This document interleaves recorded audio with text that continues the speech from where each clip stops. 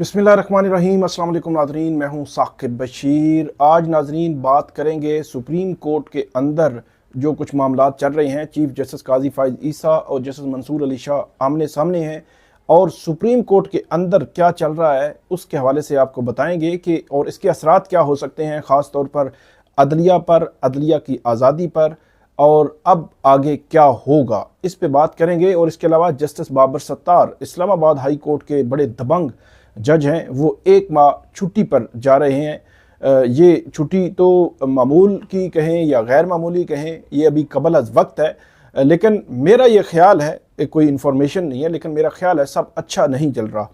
इस पे बात करेंगे तफसील के साथ कि जस्टिस बाबर सत्तार आजकल किन अहम केसेस की समाअत जो है वो कर रहे हैं और क्या मामलात किस तरफ आगे बढ़ रहे हैं, इस पे बात करेंगे। और इसके अलावा इमरान खान का केस है आज 190 मिलियन पाउंड केस, वो केस अब कैसे आगे बढ़ेगा, क्या होने जा रहा है उस पर। और एक जो तोशाखाना 2 केस है उसमें भी बड़ी डेवलपमेंट हुई है, वो आपके सामने रखेंगे। आप हमारे साथ रहिएगा, हमारा यूट्यूब चैनल सब्सक्राइब कर लें, बेल आइकन का बटन प्रेस कर लें ताकि जब भी हम कोई वीडियो अपलोड करें तो फ़ौरन उसका लिंक आपको मिल जाया करे। शुरू करते हैं सुप्रीम कोर्ट ऑफ पाकिस्तान से। सुप्रीम कोर्ट में सब अच्छा नहीं चल रहा। आइनी तरामीम का जो शोर है उसके असरात अदलिया पर हमें नज़र आ रहे हैं। वो सुप्रीम कोर्ट हो या इस्लामाबाद हाई कोर्ट हो या हाई कोर्ट्स हो या अदलिया हो, उमूमी तौर पर हर जगह पे इसके असरात बज़ाहिर नज़र आ रहे हैं। सुप्रीम कोर्ट में 12 जुलाई का जो फ़ैसला है उसके पहले इख्तलाफात शुरू हुए और उसके बाद इख्तलाफात में शिद्दत आ गई। हालांकि 12 जुलाई का फ़ैसला जो मखसूस नशिस्तें PTI को देने का फ़ैसला था वो 8 जजेस का बड़ा ही आइन और कानून के मुताबिक वो फ़ैसला था। आज़ाद मनिश और इंडिपेंडेंट जजेस हैं, ये सारे जजेस जो 8 जजेस हैं, बाकी जजेस भी अपनी अपनी उनकी राय है, लेकिन यह है कि ये मेजॉरिटी जो अक्सरियती फ़ैसला था ये एक आइन और कानून के मुताबिक ये किया गया फ़ैसला। लेकिन उसके बाद इख्तलाफात बज़ाहिर उसमें शिद्दत आती है। चीफ जस्टिस काजी फ़ाइज़ ईसा 18 जुलाई को जो प्रैक्टिस एंड प्रोसीजर कमेटी है उसके सामने रखते हैं कि नज़रसानी जो 16 जुलाई को लगाई गई है, दायर की गई है, उसको फिक्स किया जाए। लेकिन जो जस्टिस मंसूर अली शाह और जस्टिस मुनीब अख्तर ये कहते हैं कि क्योंकि जजेस छुट्टियों पे गए हुए हैं, कोई बैरून मुल्क हैं, कुछ अंदरून मुल्क हैं, तो इसलिए इस जो नज़रसानी है इसको छुट्टियों के बाद के लिए रखा जाए, क्योंकि अभी तक तफसीली फ़ैसला आना बाकी है और तफसीली फ़ैसले के बाद इसको रखा जाए। चीफ जस्टिस काजी फ़ाइज़ ईसा कहते हैं कि क्योंकि 14 दिन का जो है वो एक बार है, तो 14 दिन में हमने इसको फिक्स करना है, तो 14 दिन में वो फिक्स नहीं होती। और वो कहते हैं कि practice and procedure committee act का जो मुताबिक जो है वो इसका 14 दिन में हमने फिक्स करना है। लेकिन वो दोनों जजेस ये कहते हैं कि एक तो छुट्टियां हैं, जजेस अंदरून बैरून मुल्क मौजूद हैं, तीसरे नंबर पे तफसीली फैसला भी नहीं आया, तो फिर कैसे जो है वो फिक्स कर दिया जाए। चीफ जस्टिस काजी फ़ाइज़ ईसा जिन्होंने ये तो कहा कि नज़रसानी जो है वो 12 जुलाई के फैसले के बाद 18 जुलाई को ही या 19 जुलाई को ही फिक्स कर दी जाए, लेकिन 6 फरवरी को बल्ले के निशान के खिलाफ फैसला जो था 13 जनवरी का, उसके खिलाफ नज़रसानी सुप्रीम कोर्ट ऑफ पाकिस्तान में दायर होती है और आज तक वो फिक्स नहीं हुई। क्यों नहीं फिक्स हुई?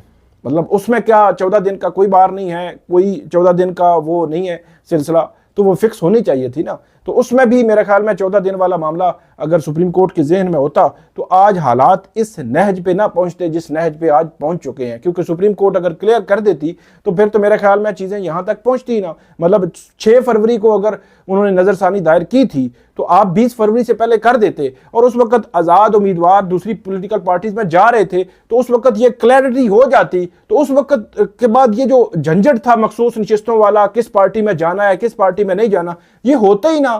लेकिन वहां पे जो है वो नहीं किया, सिर्फ ये नहीं किया कि नज़रसानी फिक्स नहीं हुई, बल्कि 24 जून को मखसूस नशिस्तों के केस की समाअत के दौरान चीफ जस्टिस काजी फ़ाइज़ ईसा ने कहा कि क्या नज़रसानी दायर हुई है? हामिद खान साहब ने तो बताया ही नहीं है। तो मतलब ये है कि एक जो नज़रसानी, जो ऐसी नज़रसानी जो आप चाहते हैं कि ये लगे, उसका तो बड़ा आपको याद है कि 12 जुलाई से लेकर आप कहते हैं कि 19 जुलाई को ही फिक्स करें। हालांकि ये एक सेटल चीज़ है कि एक चीज़ की तफसीली फैसले ही नहीं आया, किस चीज़ की नज़रसानी आपने करनी है। तो दूसरी तरफ 13 जनवरी के फैसले के खिलाफ 6 फरवरी से दायर नज़रसानी फिक्स नहीं हुई। बहरहाल ये मामलात जो है वो चलते रहे और इसमें शिद्दत आ रही है। और शिद्दत कुछ यूं उसमें इजाफा हुआ है कि जब ये आए हैं सितंबर में तातीलात के बाद, तो चीफ जस्टिस काजी फाइसा ने अपना पूरा जो है वो गिनवाया है कि उनकी बड़ी अचीवमेंट्स हैं, उनकी बहुत अचीवमेंट्स हैं, नो डाउट। उन्होंने जो है वो फुल कोर्ट भी बिठाई, उन्होंने बराह रास्त भी दिखाया, उन्होंने जो है वो भुट्टो रेफरेंस भी उसका फैसला किया, ये बहुत अचीवमेंट्स हैं। लेकिन मिसिंग पर्सनस का केस उन्होंने नहीं लगाया, एक दफ़ा लगाया, उसमें भी कोई ख़ास चीज़।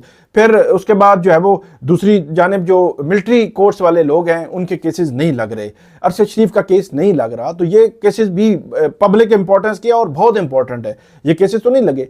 तो बहरहाल ये मामलात चले और जो 9 सितंबर को जब तातीलात के बाद वापसी हुई और उसके बाद चीज़ें आगे बढ़ना शुरू हुई, और इस दौरान 9 सितंबर को चीफ जस्टिस कह रहे थे कि बड़ी जमहूरियत है हमारी सुप्रीम कोर्ट में और चीफ जस्टिस के इख्तियारात तकसीम कर दिए गए हैं और अब 3 जजेस हैं। और उसके बाद 20 सितंबर को एक ऑर्डिनेंस आता है अचानक।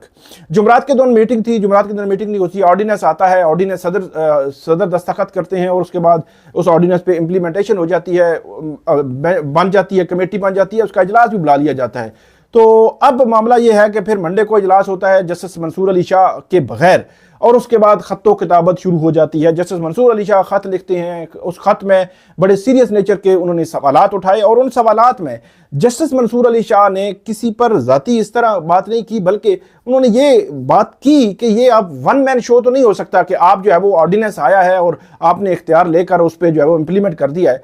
तो उन्होंने सवाल ये उठाया और मेरा ख्याल में वैलिड उनका क्वेश्चन था कि आप फुल कोर्ट बुलाएं, सुप्रीम कोर्ट की फुल कोर्ट बुलाएं और फुल कोर्ट बैठकर जो है वो इस मामले को देखे और फुल कोर्ट ऑर्डिनेंस के हवाले से, क्योंकि प्रैक्टिस एंड प्रोसीजर जो एक्ट था उसको उस पर फुल कोर्ट का फैसला मौजूद है, तो अब भी फुल कोर्ट उसको देख ले तो ज़्यादा बेहतर है। ये जस्टिस मंसूर अली शाह जो है उन्होंने तजवीज़ किया और उन्होंने कहा कि मैं जो है वो तब तक इस केस में जो है वो इस कमेटी में मैं नहीं बैठूंगा। उन्होंने अपने जो तहफ़्फ़ुज़ात थे वो सामने रखे, कमेटी के सामने रखे, उनको ख़त लिखा, लेकिन चीफ जस्टिस काजी फाइज ईसा ऐसे लगता है उसको जो है कहीं बुरा ही बना गए और उन्होंने जवाबी ख़त लिखा। कल बड़ी तफसीलात आपके सामने रख दी हैं, लेकिन उसमें वही तफसील एक बड़ी इंपॉर्टेंट के सहाफ़ियों के पास कैसे पहुंच गया। तो ये सहाफ़ियों वाला मामला जो है वो मेरे ख्याल में चीफ जस्टिस काजी फाइज ईसा माजी में ख़त लिखते रहे हैं और माजी में सहाफ़ियों के पास खतूत पहुंचते भी रहे हैं, तो इसलिए उनका तो सवाल कम से कम करना नहीं बनता कि ये सहाफ़ियों के पास कैसे पहुंच गया।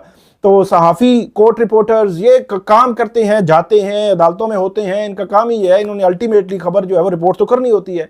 तो ये सिचुएशन है वहाँ पे। अब जस्टिस मुनीब अख्तर क्या ख़त लिखेंगे, क्या जस्टिस मंसूर अली शाह जवाब देंगे? अब 2 चीज़ें बड़ी इंपॉर्टेंट हैं, क्योंकि आज फिर इम्कान ज़ाहिर किया जा रहा है कि आज फिर कमेटी होगी जो चीफ जस्टिस काजी फाइज ईसा और जस्टिस अमीनुद्दीन खान की।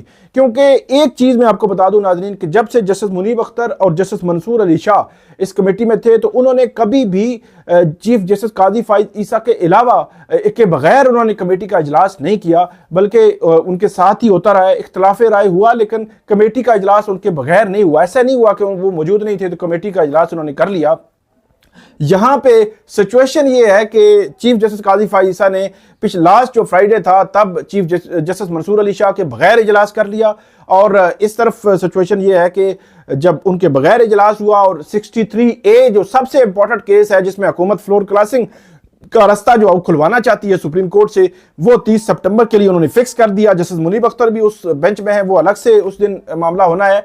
लेकिन यह है कि आज कमेटी का इजलास है, जस्टिस मंसूर अली शाह खत्तो किताबत हो चुकी है। अब जस्टिस मुनीब अख्तर और जस्टिस मंसूर अली शाह क्या जवाब देंगे या नहीं देंगे या क्या जवाब देंगे, ये अब देखने वाली बात है, क्योंकि ये महाजराई अब रुकने वाली बज़ाहिर नहीं है। क्योंकि आज अंदाजा लगाया तो चीफ जस्टिस काजी फाइज ईसा के 28 दिन रह गए हैं, लेकिन वो अब जो है वो ऐसे लगता है कि 25 अक्टूबर तक सारे मामलात को ऐसे लगता है कि 25 अक्टूबर तक वो सारे मामलात जो है वो निपटाना चाहते हैं। और आईनी तरमीम अगर हो गई, 63A मंजूर हो गई, तो ये बुनियादी तौर पर मैं ये समझता हूँ कि सुप्रीम कोर्ट से भी कहीं ना कहीं से सहूलतकारी जो है वो हुकूमत को होगी और पूरा स्ट्रक्चर जो है वो तब्दील करने का तरीका जो है वो कोशिश की जा रही है। हाई कोर्ट्स के जजेस की ट्रांसफ़र, सुप्रीम कोर्ट के जो जजेस हैं उनकी तैनाती, हाई कोर्ट के जजेस की तैनाती, या चीफ जस्टिस ऑफ पाकिस्तान की जो पावर्स हैं, इख्तियारात हैं, फिर आईनी अदालत का क़याम है, मल्टीपल चीज़ें हैं जिस पर इस वक्त जो है वो हुकूमत काम कर रही है। और हुकूमत को कहीं ना कहीं से सुप्रीम कोर्ट से भी कहीं ना कहीं से सहूलतकारी मौजूद है, लेकिन सहूलतकारी किस लेवल की है ये तो अब क्या क्या कहा जा सकता है। लेकिन यह है कि हमें तासुर मिल रहा है कि इस किस्म का मामला जो है मौजूद है। जिस तरह ऑर्डिनेंस आया और ऑर्डिनेंस पे अमल हुआ, ऐसे लगा कि ऑर्डिनेंस का पहले ही सुप्रीम कोर्ट को मौजूद था, पता था। तो ये एक सिनेरियो है जिस पे कुछ चीजें जो है आगे बढ़ रही हैं। 63A अब फिक्स हुआ है। अब देखना यह है कि फ्लोर क्रॉसिंग का रास्ता सुप्रीम कोर्ट खोलती है या क्या करती है। ये एक मामला है, सुप्रीम कोर्ट में जजेस आमने सामने हैं। आज की जो कमेटी है वो पता चलेगा कि कमेटी क्या करती है। क्या जस्टिस मंसूर अली शाह के बगैर ही इजलास कर लेती है, या जस्टिस मंसूर अली शाह का इंतजार किया जाता है, या इजलास को मौखर किया जाता है। ये तीनों ऑप्शंस जो है वो मौजूद हैं। आगे बढ़ते हैं। Justice Babar Sattar Islamabad high court के बड़े दबंग जज हैं। हमेशा से जो है वो उन्होंने बड़े अहम केसेस की में बड़े अहम फैसले भी दिए। उनका इंडिपेंडेंस, आज़ाद जो मतलब एक आज़ाद मनश जज के तौर पर जो है वो पहचाने जाते हैं और वेल क्वालिफाइड हैं।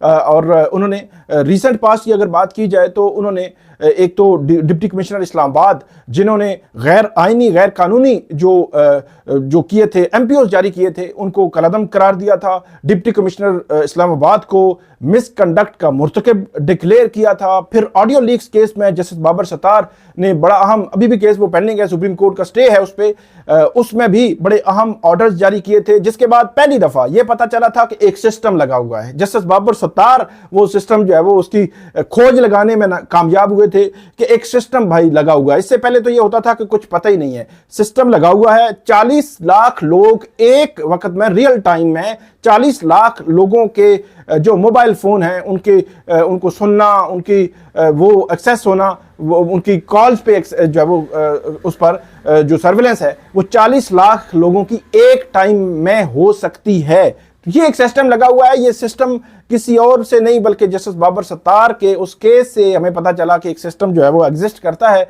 वो ऑडियो लीक्स केस, फिर जस्टिस बाबर सत्तार, 6 जजेस जिन्होंने खत लिखा था, उन खत लिखने वाले 6 जजेस में भी शामिल थे। और आथर जज भी उनको समझा जाता है कि वो उन्होंने जो है वो लिखा था। फिर जस्टिस बाबर सत्तार जब ऑडियो लीक केस सुन रहे थे तो उन पे पहले तो 4 इदारों ने इतराज़ात डाले कि वो केस से जो है वो अलग हो जाएं, कि उन पे हमें एतमाद नहीं है। फिर उन्होंने उन पर जुर्माने किए और उसके बाद चारों इदारों ने माफिया तलाफियाँ मांगी और उसके बाद मामलात ख़त्म हुए। उसके बाद जस्टिस बाबर सत्तार को इस दौरान ये भी पैगाम मिला कि बैक ऑफ, पीछे हट जाओ, तो वो पैगाम भी जस्टिस बाबर सत्तार को पीछे ना हटा सका। फिर रिसेंटली भी जस्टिस बाबर सत्तार ने मिसिंग पर्सन के केसेस में ये कहा था कि मिसिंग पर्सन अगर वापस भी आ जाए तो इसके बावजूद केस खत्म नहीं होता, बल्कि बताना है कि कौन, कहां, क्यों, कैसे लेकर गया। इसके हवाले से तहकीकात का ऑर्डर भी जस्टिस बाबर सत्तार ने कर रखा है। अब यह खबर आ रही है कि 30 सितंबर से 29 अक्टूबर तक जस्टिस बाबर सत्तार जो है वो छुट्टियों पे होंगे और जस्टिस बाबर सत्तार ने अपने केसेस की समाअत 29 अक्टूबर के बाद तक जो है वो मुलतवी कर दी है जिन केसेस की। तो अहम मामला है। अब सिचुएशन ये है कि जस्टिस बाबर सत्तार जब तातीलात थी इस्लामाबाद हाई कोर्ट में, 2 माह की तातीलात थी, तो 2 माह की तातीलात में 1 माह वो छुट्टी पर थे और 1 माह उन्होंने तातीलात के दौरान भी फुल फ्लेज जो है वो अदालत की थी। तो ये एक पॉसिबिलिटी हो सकती है कि हो सकता है उन्होंने जो अल्टरनेट तातीलात ली हो। लेकिन सिचुएशन ये है कि जिस तरह हुकूमत की जानिब से पता चल रहा है कि आनी तरमीम ला रही हैं, सिचुएशन जो गवर्नमेंट की जानिब से ट्रांसफर, पोस्टिंग, जजेस के मतलब 6 जजेस को ऐसे लगता है कि जो जिन्होंने खत लिखा था उनको कहीं टारगेट करना भी मकसूद हो सकता है मुमकिन तौर पर। तो मल्टीपल चीज़ें हैं। अब मजीद जब हमारे पास को मालूमात आएंगी तो वो आपके साथ शेयर करेंगे। बहरहाल 30 सितंबर से 29 अक्टूबर तक justice Babar Sattar Islamabad high court के दबंग जज जो है वो छुट्टी पर होंगे। आगे बढ़ते हैं। इमरान खान साहब के केसेस हैं आज 190 मिलियन पाउंड केस, जिसमें आज बुशरा बीबी के वकील उस्मान गिल आज जो है वो जरा करेंगे, जो तफ्तीशी अफसर हैं उनके बयान पर जरा करेंगे और जरा को आगे बढ़ाएंगे। पिछली समाअत पर वो बीमार थे, आज देखना है कि वो आए हैं या नहीं आए, और उसके बाद ये ट्रायल आगे बढ़ेगा।